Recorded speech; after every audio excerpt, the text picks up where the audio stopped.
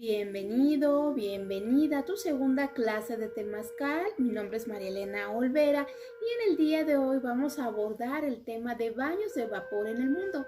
En la clase anterior ya vimos lo que viene siendo los asentamientos de América y en esta clase vamos a hablar sobre esta terapia higienista alrededor del mundo. Algunas élites de tradición mexica indican que un baño de vapor no puede ser llamado temazcal. ¿Por qué? Porque son contextos muy diferentes. Obviamente, un baño de vapor es una técnica de sudoración, pero si lo vemos por otro lado, un temazcal también viene siendo una técnica de sudoración. Obviamente, a este se le agregó todo ese contexto filosófico, ceremonial, ritual y por supuesto el nombre que más adelante veremos. Pero aquí también hay que ver qué culturas conservaron esta tradición y quiénes lo siguen aplicando. Vamos a empezar con la cultura ibero-céltico o en la parte de esta parte indoeuropea que está entre España y Portugal, en Braga, donde estas construcciones son rectangulares, son edificaciones de dos aguas de piedra, si te fijas, están labradas con esta filosofía tanto celta y druismo, si queremos verlo así, que son filosofías de alguna manera espiritual de estas edades paganas, ¿no? Donde se rendía culto a la naturaleza para vivir en equilibrio con ella. Estos baños se dice que eran rituales de preparación, por ejemplo, para poder ir a la guerra, pero también se ha perdido realmente su contexto real. Y ya que estamos viendo todo este tema de los baños, sobre todo en el viejo mundo, ¿no? Lo que viene siendo Europa occidental como Europa oriental. Aquí vamos a ver, por ejemplo, que también tanto en Grecia como Roma apreciaban estos baños y sus construcciones, por ejemplo, de Grecia, estaban edificados, que viene siendo en la explanada de Zeus.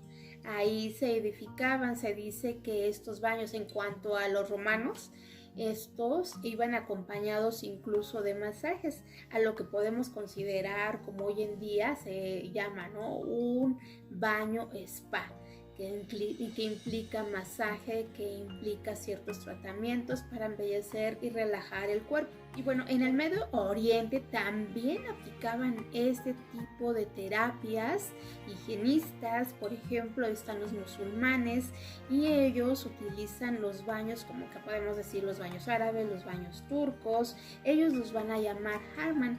Estos baños están acompañados como un ritual social, como para hacer ciertas negociaciones. Por otro lado, también tenemos estos baños que están en Pakistán.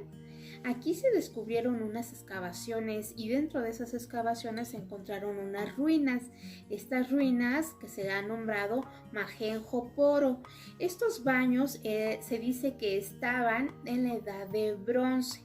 Obviamente se encuentran entre Pakistán y la India. Y bueno, estos baños de la India, que no lo conoce, que está muy relacionada con su diosa del agua, Sarasvati, la diosa de la gran corriente o de las grandes corrientes de agua, y normalmente estos baños se llaman sadhavana o soitana, que significa sudoración.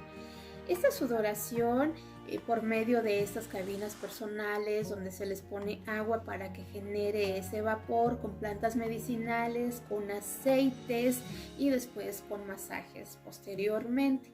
Esa técnica de depuración y de desintoxicación ha sido utilizada por muchos años en su cultura y que sigue muy vigente con lo que viene siendo la aplicación de Panchakarma, ¿no? Esa terapia que va aunado con muchas otras como un método de desintoxicación y de equilibrio dependiendo de la dosha de cada. También tenemos aquí al Egipto, que también nos brinda este conocimiento que ellos también usaron, obviamente teniendo el río Nilo, también se utilizó estos baños, del cual descubren un complejo, una construcción que tenía piscinas y de la cual se dice que también usaban las plantas medicinales, que usaban los aceites para encontrar un equilibrio físico y por supuesto yo creo que también la parte de belleza, ¿no? Como tipo spa, yo también considero que ahí se aplicaba.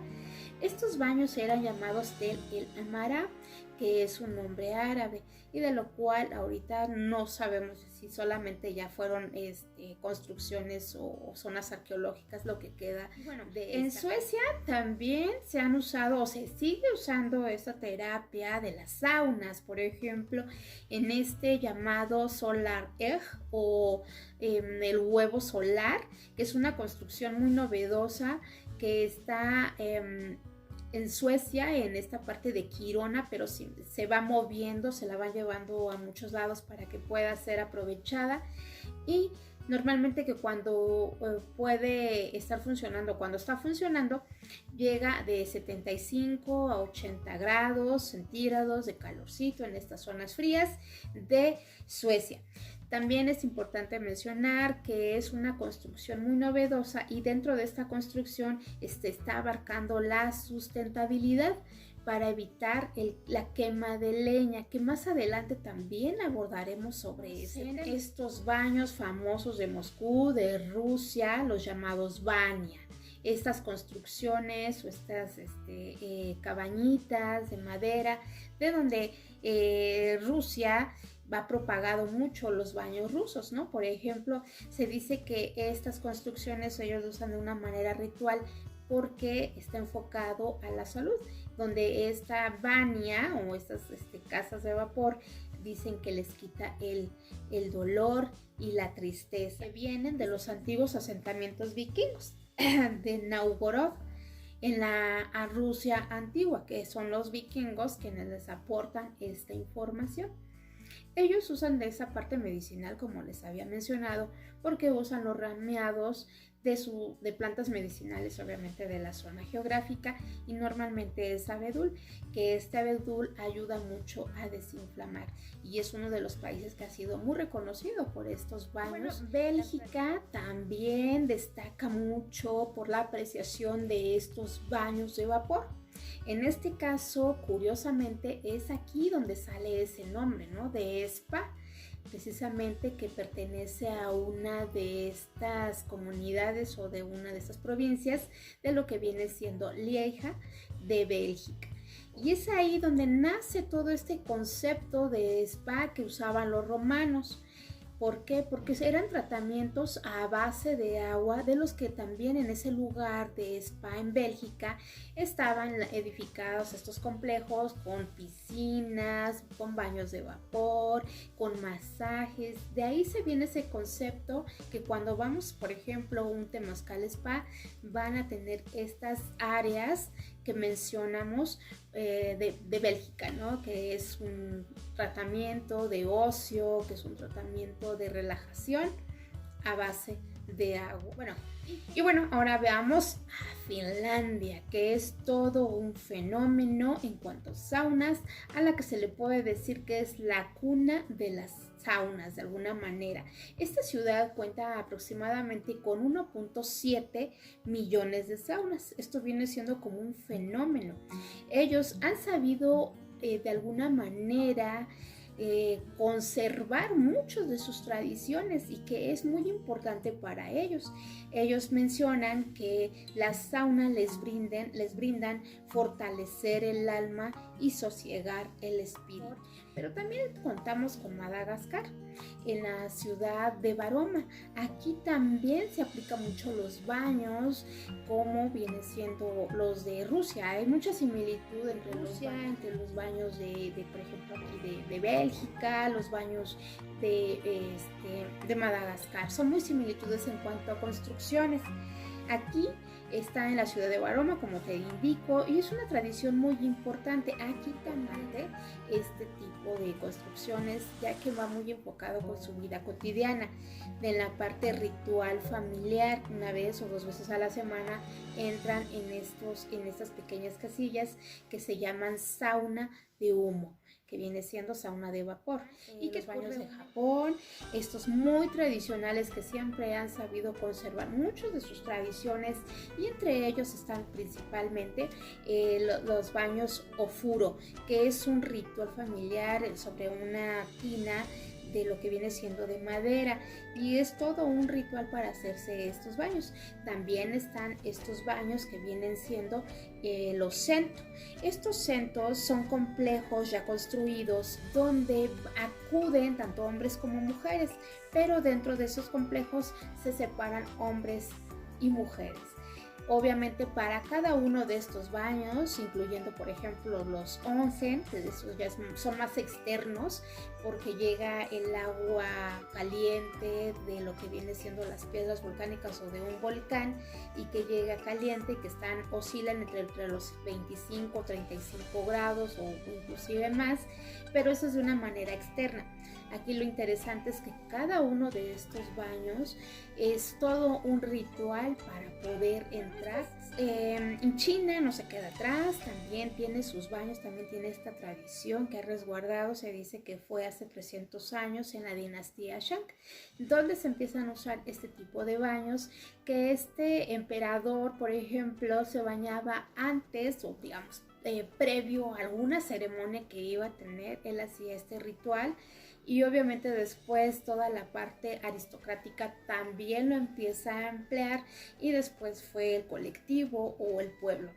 Aquí lo curioso de estos baños es que ahora ya es una mezcla entre piscinas, albercas, masajes, saunas, y que obviamente aquí ahorita en la actualidad se dice que se está regulando, porque también se aplica, obviamente ahí hay demasiado caos, que se aplica también con final feliz, ¿no? Entonces por eso también ahorita sí está siendo regulada para evitar ese tipo de prácticas dentro de ese contexto medicinal, ¿no? Aquí ya es... Todas estas prácticas han sido muy utilizadas por gran cantidad de culturas, por no decir que prácticamente todas, cada una de ellas con su contexto muy enfocado a su cultura.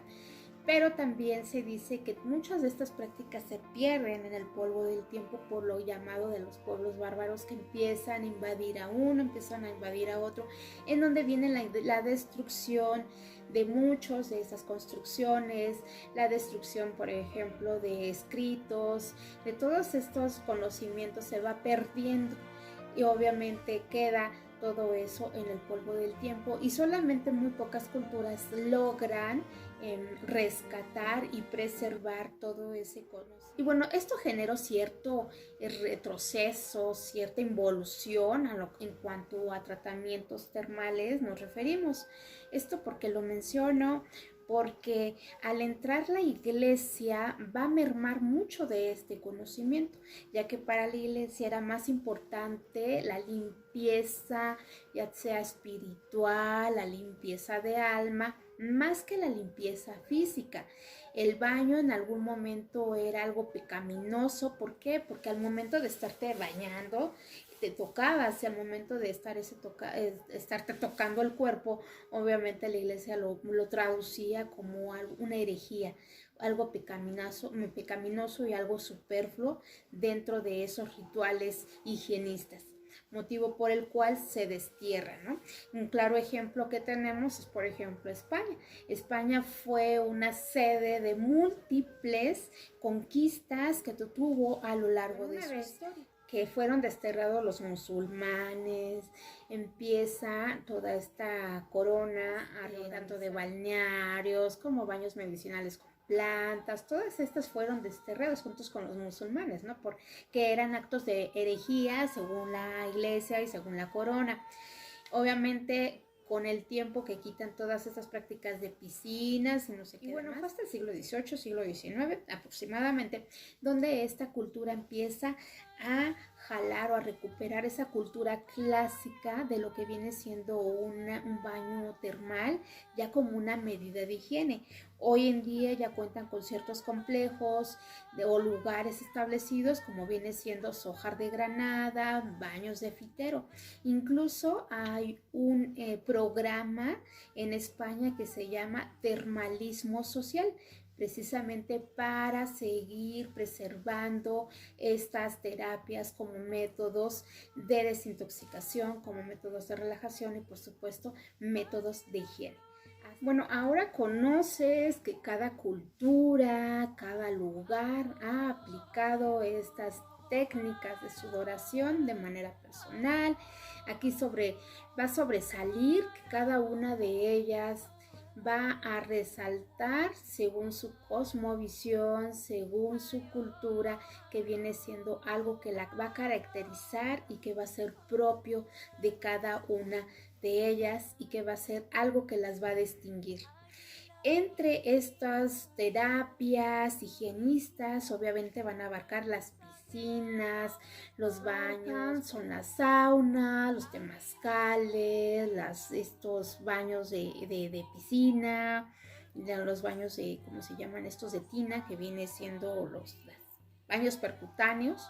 También están estos baños de crenoterapia, que viene siendo con agua azufrada, agua termal, como lo que viene siendo onsen en Japón. Y cada una de ellas va a tener un beneficio, porque cuando entramos en el agua caliente va a abrir el poro, y si tienen y si trae todos estos beneficios de sales, de la parte mineralizante, por ejemplo, que es lo que va a proporcionar que nuestra piel se vuelva un tercer riñón para poder entrar, hacer ese filtro, ese cambio de energía de alguna manera, para poder sacar todas las toxinas por medio de la piel. Estos baños van muy de la mano con la parte eléctrica. Estos minerales llevan una carga eléctrica que nos renuevan baterías. Por ese motivo, cuando tú entras a un temazcal te sientes renovado, porque estás renovando electrolitos, estamos renovando sales, estamos eliminando toxinas. Bueno, cada cultura la ha utilizado porque sabe de sus beneficios. Todo esto que te lo menciono, ellos ya lo saben y lo van a usar como un método de desintoxicación que se ha utilizado en el pasado, en el presente, y yo creo que va a seguir usándose en el futuro. Y bueno, con esto terminamos la clase de hoy. Espero que te haya gustado. Deja tus comentarios en el correo electrónico. Ahí estaremos en contacto. Que tengas un excelente día.